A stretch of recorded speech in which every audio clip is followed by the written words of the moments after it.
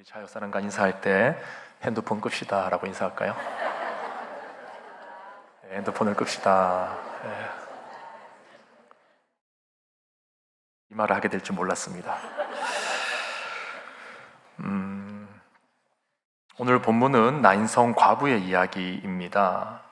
나인이라는 뜻은 즐겁다, 기쁘다 그런 뜻이에요. 갈릴리의 작은 즐거움의 도시인데 오늘 본문은 이 즐거움의 땅에서 발생한 이제 슬픔의 행렬을 보여줍니다. 바로 한 청년의 장례 행렬이에요. 그리고 이 장례 행렬의 비통함을 더욱 가중시키는 표현이 더해지는데 12절에 보면 이는 한 어머니의 독자요 그의 어머니는 과부라 이렇게 되어 있습니다. 예수님 당시의 과부는 정말 살기가 어려웠습니다. 당시 여성은 늘 남성에게 종속된 존재였기 때문에 결혼 전에는 아버지에게, 아버지 부재 시에는 큰오빠에게, 시집간 뒤에는 남편에게, 남편이 죽은 다음에는 장남에게 종속되는 것이 일반적인 모습이었습니다. 그만큼 당시에는 과부들이 설 곳이 없었고 정상적인 경제 활동이 불가능했다는 말입니다. 그래서 이들 중에는 이러한 구조 속에서 어쩔 수 없이 몸을 파는 일도 흔했다라고 알려져 있습니다. 근데 유대 사회에서 창기는 불법이었기 때문에 이들 대부분은 이방인을 상대로 몸을 팔았습니다. 참 비극이지요. 생계를 위해서 몸을 파는 것도 비참한데 유대인들이 경멸히 여기는 이방인들을 상대로 그런 일을 해야 된다는 것은 참 비극이었던 것입니다. 그만큼 당시의 과부는 사회의 구조적 병폐 속에서 어디에서도 설 곳이 없는 약자 중에 약자였고, 그래서 유일한 소망이 있다면 바로 자식이었습니다. 장성한 자식이 있느냐 없느냐, 이것은 이들에게 죽느냐 사느냐의 문제와 같이 중요한 일이었습니다. 그런데 오늘 본문을 보니까 이렇게 유일한 희망이었던 독자를 잃고 장례를 치르기 위해 성을 빠져나가는 여인과 또 그 여인을 만나기 위해서 만나서 그 아들을 다시금 살려주신 그 예수님의 모습, 그 장면을 지금 우리가 보고 있는 겁니다. 우리가 이 장면에서, 이 만남에서 가장 먼저 주목할 것은 먼저 다가간 쪽이 누구냐 하는 문제예요. 이게 왜 중요하냐면 예수님의 많은 치유 사건들이 있지만 그 많은 치유 사건들과 대조적으로 이 장면에서는 어느 누구도 예수님에게 도움을 요청하는 사람이 없기 때문입니다. 누가복음의 또 다른 기사에 보면 항상 예수님에게 누군가 요청을 합니다. 자기 자신이 먼저 다가오든지 요청을 하든지 주변 사람들이 요청을 해주든지 항상 이런 패턴인데 오늘 본문에서는 유독 그런 사람이 아무도 없었다는 겁니다. 그래서 예수님께서 먼저 다가가십니다. 그리고 불쌍히 여기셨다 그렇게 기록하고 있어요. 여러분 지금 누가가 독자에게, 누가는 이 누가복음의 저자입니다. 여러분 혹시 모르는 분들이 계실까 봐 제가 말씀드립니다. 또 처음 오시는 분들도 계시니까. 이 누가가 독자들에게 전하고 싶은 메시지가 있는 거예요. 그것은 바로 예수님께서 참 인성을 가지신 분이라는 겁니다. 무슨 말인가 하면 어느 누구에게도 하소연할 수 없고 너무나도 절망스러운 한 여인의 인생을 불쌍히 여기시는 예수님, 그 예수님의 그 인간적인 마음을 지금 우리에게 전달하고 싶은 겁니다. 우린 지난 시간 백부장의 종을 고치신 예수님의 모습을 보면서 동일하게 예수님의 인성을 강조했던 누가의 기록을 보았습니다. 신성을 가지신 예수님은 이미 모든 것을 다 아심에도 불구하고 백부장의 믿음을 보고 놀라셨다 그렇게 기록이 되어 있다고 했었죠. 그것은 예수님께서 신성으로는 이미 다 하셨지만 인성으로 놀라셨다는 것을 강조한 표현이라고 말씀을 드렸습니다.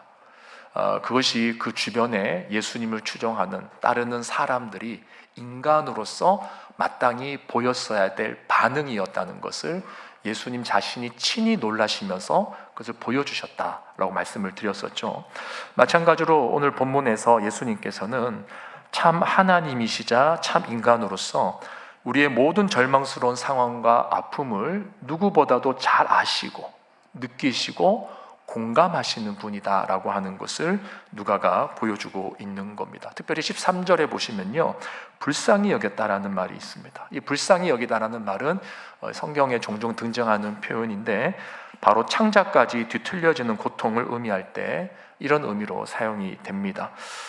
유대인들은 감정이 창자에 자리 잡고 있는 것으로 여겼고, 그래서 정말 사랑하고 또 불쌍히 여기는 마음이 있을 때 마치 창자가 뒤틀리는 듯한 아픔을 느끼는 것으로 표현을 했던 것입니다. 그래서 지금 예수님 역시도 참 사람으로서, 그러니까 모든 것이 무너져 내려버린 그 가부의 마음을 깊이 공감하고 계시다 하는 것을 우리에게 보여주고 있는 거예요. 여러분, 하나님이신 예수님께서 왜 신적인 어떤 거대한 어떤 그런 신적인 모습으로 오시지 않고 사람의 모습으로 오셨을까요? 그분은 엄마 뱃속에서 똑같이 잉태되셨고 소년 시절과 청년의 시절을 다 보내신 다음에 죽으셨습니다. 왜 그랬을까요? 물론 인간을 대표해서 우리의 죄값을 다 치르시기 위해서 인성을 입으셨다는 것이 가장 신학적으로 중요한 내용입니다. 그러나 그거 못지않게 우리가 흔히 간과하는 정말 중요한 이유가 하나가 더 있는데, 그건 뭐냐면 바로 하나님께서 처음에 창조하셨던 그 참된 인간의 모습이 무엇이었는가 하는 것을 우리에게 보여주시기 위해서라는 거예요. 한 인간의 처음 탄생부터 장성한 인간의 모습까지 다 보여주시면서 공생애를 사신 것입니다. 죄로 인해 사람들이 잃어버린 아담의 형상, 사람들의 기억 속에 완전히 사라져버린 그 첫 인간에게 투영되었던 하나님의 형상, 하나님이 인간을 지을 때 하나님의 형상대로 지었다고 하지 않았습니까? 그러니까 그 첫 인간에게 투영되어 있던 그 하나님의 형상, 그 인간의 모습이 본래 어떠한 모습이었는가 하는 것을 주님께서는 공생의 삶을 통해서 친히 보여주셨다는 거예요. 쉽게 말하면 사람이란 이런 존재가 되어야 돼. 마땅히 인간이라면 이런 모습이 있어야 돼 라고 하는 것을 예수님이 보여주셨다는 거예요. 그렇다면 참 인간의 본래 모습이 뭔가? 바로 사랑하는 존재라는 것입니다. 긍휼히 여길 수 있는 존재, 불쌍히 여길 수 있는 존재, 그 존재가 바로 사람이어야 된다는 거예요. 여러분, 예수님이 참 사람으로 오셨다는 것은 그분이 우리의 인생에 본받을 모델이 되셨다는 뜻이죠. 예수님이 우리의 모델이십니다. 그분이 인간으로 보여주셨던 그 모습이 우리가 본받을 모델인데, 특별히 오늘 본문에서 누가가 첫 번째로 강조하는 것이 뭐냐? 바로 이 불쌍히 여기는 마음, 이 긍휼히 여기는 마음, 이것을 우리가 본받아야 된다는 거예요. 타인의 아픔, 타인의 절망, 타인의 고통에 대해서 민감히 반응하고 있는가 하는 것을 우리에게 묻고 있는 겁니다. 우리가 결혼 전에는 연인 간의 서로의 마음과 상태에 대해서 민감히 반응하고 또 서로의 아픔과 고통에 대해서도 예민하게 반응을 합니다. 민감하게 반응을 하는 거죠. 근데 결혼하고 나서는 이런 부분들이 굉장히 무뎌지죠. 그냥 무뎌지는 것만 있으면 상관이 없어요. 근데 문제가 뭐냐면 그 무뎌짐 때문에 그때부터 관계 속에 고통이 생기기 시작한다는 겁니다. 오늘날 우리가 타인에 대한 불쌍히 여기는 마음이 옅어지고 있다는 것이 바로 인간이 완악해지고 악해지고 있다는 것이고, 이 땅에 고통의 신음소리가 커진다는 증거인 것입니다. 왜 우리가 그렇게 살아야 될까? 우리는 그렇게 지음받은 존재가 아니라는 거예요. 왜 우리가 그렇게 사납게, 무섭게, 그렇게 누군가를 못 잡아먹어서 살아가는지 모르겠습니다. 왜 우리 사회에, 또 왜 우리의 삶 속에 눈물이 메말라 버린 걸까요? 왜 그렇게 타인의 아픔에 대해서 잘됐다, 꼴 좋다, 고소하다, 그렇게 생각하면서 살아가는 걸까요? 여러분, 너무 아깝지 않습니까? 우리에게 주어진 시간이 너무 아깝지 않습니까? 여러분, 지금 예수님이 공감하시는 이 불쌍히 여김은 단순한 동정이 아닙니다. 앞서 말씀드린 것처럼 이 헬라어는 창자까지 뒤틀려지는 아픔을 의미하는 거라고 했어요. 단순한 동정심이 아니라 견딜 수 없을 정도로 가슴 깊이 애끓는 상태, 그걸 주님께서 우리에게 보여주신 거예요. 근데 이 단어가 똑같이 어디에서 사용되어졌냐면 누가복음 15장에 우리가 잘 아는 탕자의 비유가 나옵니다. 그 탕자가 모든 것을 탕진해버리고 아버지를 떠난 상태에서 이제 거지가 돼서 처량하게 다시금 집으로 돌아오는데, 그 거지 행석으로 돌아오는 아들을 보고 그 아버지가 쓴 표현이 뭐냐면 그 본문에 측은히 여겼다라고 되어 있어요. 그게 이 불쌍히 여겼다, 똑같은 단어입니다. 다시 말해서 지금 예수님은 부모의 마음으로, 아버지의 마음으로 이 과부의 아픔과 눈물을 보시고 같이 고통스러워 하시는 거예요. 여러분, 자녀가 닭똥 같은 눈물을 뚝뚝 흘리면서 부모를 쳐다볼 때 그 눈물의 마음이 움직이지 않는 부모가 어디 있겠습니까? 지난번에도 한번 언급드렸던 것처럼 저희 집 아이도 처음에 태어났을 때 2달이 채 못 돼서 사경을 헤맨 적이 있습니다. 병원에서는 마지막일 수 있다라고 생각을 할 정도로 이렇게 저희들에게 그런 통보를 했었습니다. 그때 병원에서 축 늘어져서 닭똥 같은 눈물을 뚝뚝 흘리는 그 아이의 모습을 볼 때 그때의 부모의 마음은 이루 말로 표현할 수가 없는 것이죠. 지금 예수님께서 바로 그 이상의 마음을 가지고 이 여인을 바라보고 계신 거예요. 모든 소망을 잃어버리고 살아갈 의미가 없는 그 여인을 향해서 지금 이 창자가 뒤틀리는 그런 애끓는 마음을 가지고 바라보시는 겁니다. 그런데 이 마음이 사실은 기본적으로 우리 인간이 가져야 될 마음이라는 거예요. 여러분, 우리가 그리스도인이 되고 예수를 믿고 새 생명을 얻고 회복이 되어져야 할 첫 번째가 뭐냐라고 했을 때 그것은 바로 이웃을 향해 불쌍히 여기는 마음입니다. 내가 예수를 믿었고 구원받았다라고 하는데 불쌍히 여기는 마음이 없다면 그 은혜 잘못 받은 거예요. 반드시 내가 그동안 힘들게 대했고 정말 짜증이 났고 정말 내 인생에서 없어졌으면 좋겠다라고 생각했던 그 사람을 바라볼 때 불쌍히 여기는 마음이 일어나는 것, 그게 은혜 받은 사람의 모습입니다. 그리스도인은 자신을 위해서 살아가는 사람들이 아닙니다. 주님의 손과 발이 되어서 주님 아니면 살 수 없는 자들에게 주님의 그 사랑을 전하는 자들, 그 일을 하기 위해서 부름받은 자들이 저와 여러분이라는 거예요. 그래서 우리 안에 이 불쌍히 여기는 마음이 회복되어져야 합니다. 이 마음이 없이는 주님의 일을 할 수 없는 거예요. 여러분, 그렇다고 해서 또 너무 부담 갖지는 마세요. 그럼 모든 사람들을 다 불쌍히 여겨야 됩니까? 여러분, 교회는 자선단체가 아닙니다. 교회는 사회복지시설이 아니에요. 그걸 착각하는 분들이 있습니다. 교회가 왜 이렇게 안 하냐? 여러분, 그렇게 부담 가질 필요는 없습니다. 제가 지금 말씀드리는 것은 우리가 모든 사람들을 향해서 불쌍히 여기는 마음을 갖고 또 그렇지 못한 것에 대해서 나는 안 돼, 나는 부족해, 나는 하나님 앞에서 자격이 없어, 나는 구원받지 않았나 봐, 뭐 이런 식으로 스스로 정죄하라는 뜻이 전혀 아닙니다. 제가 지금 말씀드리는 것은 하나님께서 우리의 인생에서 만나게 해주시고 보게 하시고 또 특별히 연결시켜 주시는 그런 사람들이 있지 않습니까? 이런 사람, 여러분들에게 하나님께서 세상의 모든 사람들을 감당하라고 하지 않으실 거예요. 주어지는 사람들이 있단 말입니다. 인생의 시간표 속에 여러분들에게 주어진 사람들이 있단 말이에요.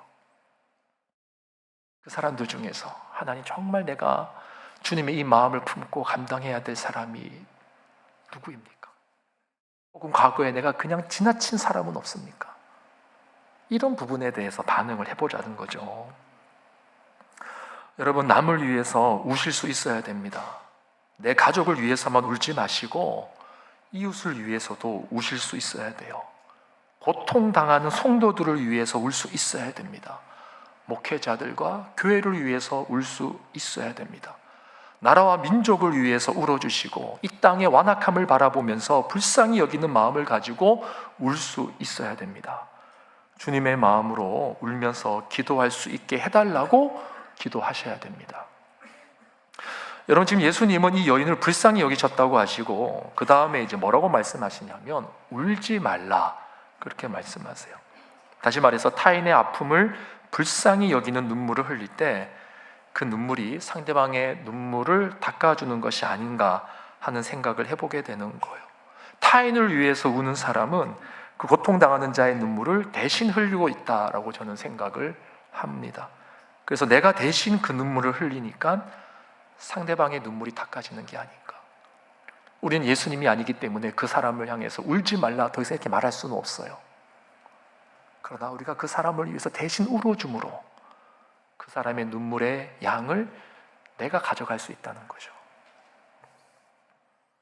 그래서 지금 예수님이 여인을 향해 울지 말라고 말씀하시는 것은 사실상 주님께서 우시겠다는 말입니다. 주님께서 창자가 뒤틀리는 그 고통을 가지고, 정말 가슴 아픈 그 심정을 가지고, 그 몸을 팔지 않고서는 살 수 없는 그 여인, 그 과부의 귀한 인생을 바라보면서 예수님 자신이 대신 울어주시겠다는 거죠. 그 여인을 불쌍히 여겨주심으로 그 여인의 고통을 치료시켜 주시겠다, 이렇게 말씀하시는 겁니다. 사랑하는 성도 여러분, 이 긍휼의 은혜를 회복하시길 바랍니다. 우리는 너무나 쉽게 정죄해요. 너무나 쉽게 타인의 고통을 인과응보로 생각하는 경향이 있습니다. 여러분, 그러지 마세요. 정말 그래서는 안 됩니다. 만약 하나님께서 우리 자신을 인과응보의 논리로 대하셨다고 생각해 보세요. 제가 이 자리에 서 있을 수 있겠습니까? 여러분 이 자리에 앉아 있을 수 있겠어요? 바라기는 오늘 이 여인을 향해 불쌍히 여기시는 그 주님의 마음이 우리 모두에게도 회복되길 주님의 이름으로 간절히 축원합니다. 자, 그리고 두 번째로 우리가 생각해 볼 것은 예수님의 낮아지는 마음입니다. 첫 번째는 이 긍휼히 여기는 마음, 이것이 우리 인간이 회복해야 될 마음이라는 거고, 두 번째로 회복해야 될 우리 인간의 마음이 뭐냐면 바로 주님과 같이 낮아지는 마음이 필요하다는 거예요. 오늘 본문에서 예수님은 율법의 관점에서는 도무지 용납될 수 없는 매우 파격적인 행동을 하나 하시는데, 바로 관에 손을 대는 것입니다. 참고로 여기에서 관은 시체가 들어있는 나무관이 아닙니다. 이것은 관이라기보다는 사실상 시체를 지탱하는 들것이라고 보는 게 더 정확합니다. 작은 버들가지로 엮은 위가 뚫려 있는 그런 어떤 들것, 위가 뚫려 있는 관, 이렇게 보시면 될 것 같습니다. 다시 말해서 지금 예수님께서 이 관에 손을 대었다는 것은 사실상 시체와의 접촉을 시도했다는 뜻입니다. 그런데 율법에서는 죽음이 죄의 결과이기 때문에 죽은 자에게 손을 대는 것은 금지사항입니다. 시체와 접촉하는 순간부터 부정한 사람이 되기 때문이에요. 근데 지금 예수님은 스스로 그 부정한 것에 손을 대고 있죠. 왜 그랬을까? 왜 굳이 율법을 어기면서까지 부정한 자리로 스스로 들어가시는 걸까? 우린 여기에서 이 사건을 기록하고 있는 누가의 의도를 다시 한 번 더 생각해 볼 필요가 있습니다. 지난 시간에 백부장의 종을 고치신 사건과 마찬가지로 지금 이 장면은 누가복음 6장의 가르침과 연결이 되어 있어요. 여러분 기억나십니까? 누가복음 6장에서 예수님의 가르침의 핵심적인 내용이 무엇이었습니까? 바로 원수 사랑이었습니다. 그래서 그것을 가르치시고 난 다음에 첫 번째로 하신 사역이 뭐냐? 바로 이방인이었던 백부장을 상대하는 것이었고, 두 번째로 오늘 본문에서 하시는 일이 죽은 시체에 손을 대는 작업이라는 거예요. 자, 그럼 한번 보십시오. 이방인이었던 백부장과 죽은 시체의 공통점이 뭡니까? 네, 맞습니다. 부정함이죠, 부정함. 다시 말해서 지금 예수님은 누가복음 6장에서 처음으로 12사도를 선택하신 다음에, 이제 12사도가 예수님이 죽으신 이후에 예수님의 사명을 계속해서 이어가야 될 특별한 제자 공동체의 기초가 되는 존재들이란 말입니다. 그 12사도를 선택하시고 그들에게 제자도를 가르치셨는데, 그 제자도의 핵심이 뭐냐면 원수 사랑이었다는 거예요. 그리고 그 가르침의 실천적인 샘플을 지금 예수님이 보여주시는 겁니다. 그 첫 번째가 뭐냐면 부정하게 여기는 이방인, 특별히 군대 백부장과 접촉이었고, 두 번째가 뭐냐면 바로 오늘 본문에서 나오는 시체와의 접촉인 거예요. 이게 무슨 말이냐면 결국 예수님의 사랑이 모든 부정함을 이긴다는 말입니다. 주님의 사랑이 없이 우리가 부정한 것에 다가가면 나도 같이 부정해지는 거예요. 이게 세상의 이치입니다. 여러분들이 여러분의 심령에 주님을 닮지 않고, 주님의 사랑을 담지 않고 여러분의 스스로의 힘으로, 혼자의 힘으로 세상에 나가잖아요. 세상의 부정한 것에 손을 대잖아요. 100% 여러분도 같이 부정해집니다. 죄에 물든다는 뜻이에요. 똑같이 죄에 물들고 나도 같이 더럽혀지는 거예요.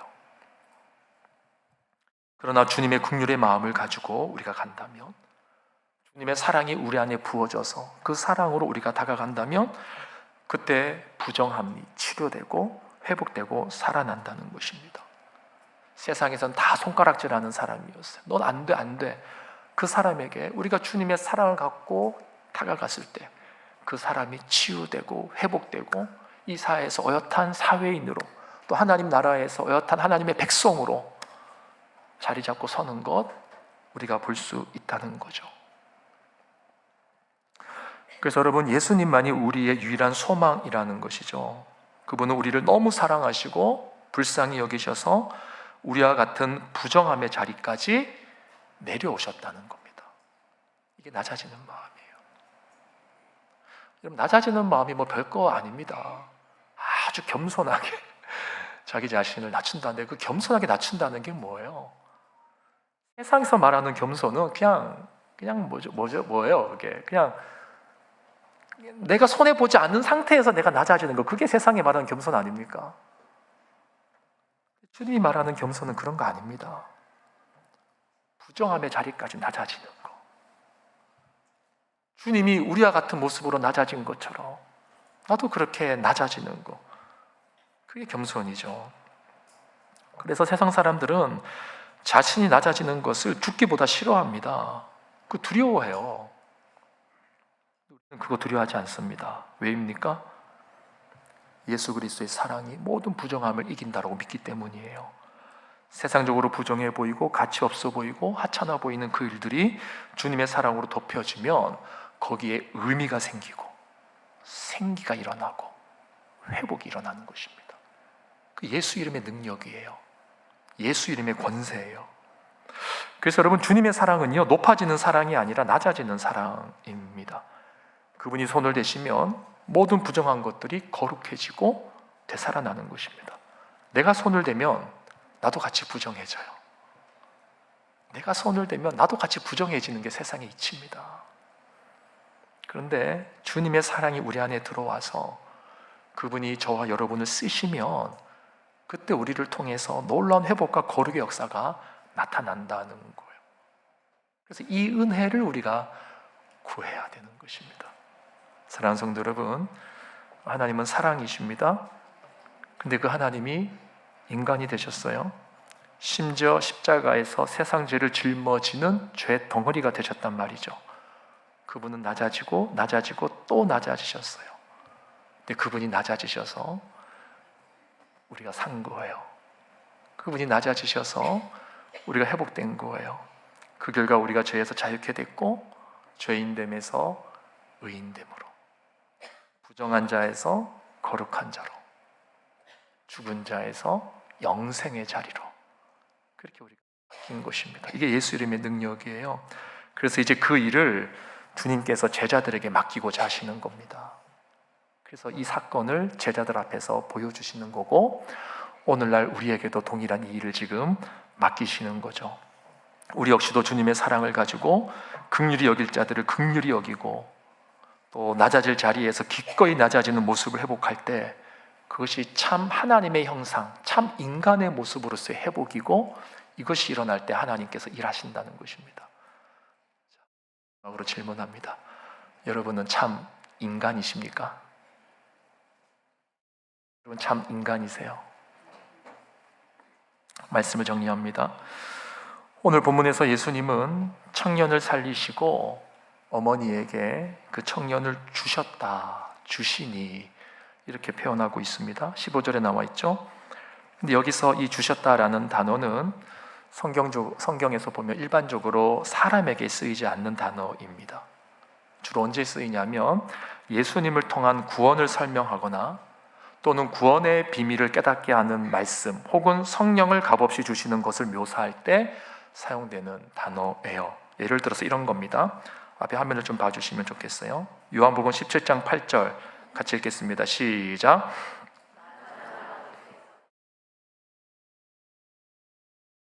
무엇을 주는 거예요? 말씀, 아버지의 말씀을 주는 거죠. 요한복음 3장 16절 시작.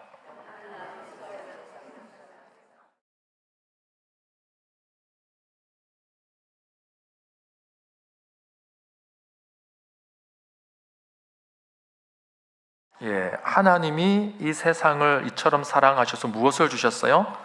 독생자를 주셨어요. 제가 떨립니다. 갈라디아서 1장 4절 준비되어 있습니까?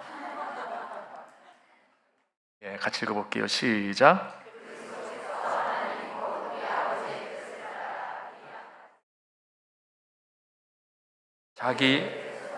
자기의 몸을 주셨으니, 자기의 몸을 주신 거죠. 자, 에베소서 1장 17절 마지막입니다. 시작. 우리 주 예수 그리스도의 하나님 영광의 아버지께서 지혜와 계시의 영을 너희에게 주사. 여기까지요. 그러니까 여러분, 지금 이 주다라는 단어는요, 성경에서 일반적으로 사람을 목적으로 취하지 않는 단어입니다. 하나님의 전적인 은혜로 주어지는 것들, 하나님의 말씀, 독생자, 지혜의 영, 계시의 영, 하나님의 은혜, 이런 것들, 그러니까 전적으로 은혜로 주어지는 것들에 사용되는 단어란 말이에요. 근데 이 단어가 지금 오늘 본문에서는 사람에게 사용되고 있습니다. 따라서 이 구절에 나타난 이 원문에 숨겨진 의미는 예수님께서 죽음으로 인해 완전히 잃어버린 아들, 죽음으로 인해 완전히 잃어버린 아들, 그 아들에게 생명을 주셔서 완전한 은혜로, 하나님의 은혜로 이 어미에게, 이 과부에게 산 선물과 같이, 새로운 선물과 같이 값없이 은혜로 주셨다는 것을 말하는 것입니다. 은혜로 주신 거예요. 은혜로. 그래서 여러분, 사랑은 값을 바라지 않습니다. 주님이 그냥 주셨어요. 죽은 아들을 살리셔서 그냥 주셨단 말이에요. 은혜로 주셨어요. 값을 바라지 않아요. 우리는 자꾸 높아질 것을 기대합니다. 내가 이만큼 은혜 베풀었으니까 기대하는 거죠. 인정받을 것을 기대하는 거죠. 그러나 사랑은 그게 아니에요. 값없이 베푸는 것. 바라기는 우리가 하나님으로부터 받은 그 값없는 구원의 사랑, 그 사랑에 힘입어서 우리의 남은 인생도 누군가를 살리고 일으키고 회복시키는 삶으로 헌신되어지기를 주님의 이름으로 축원합니다. 우리 다 함께 자리에서 일어나서 찬양하겠습니다.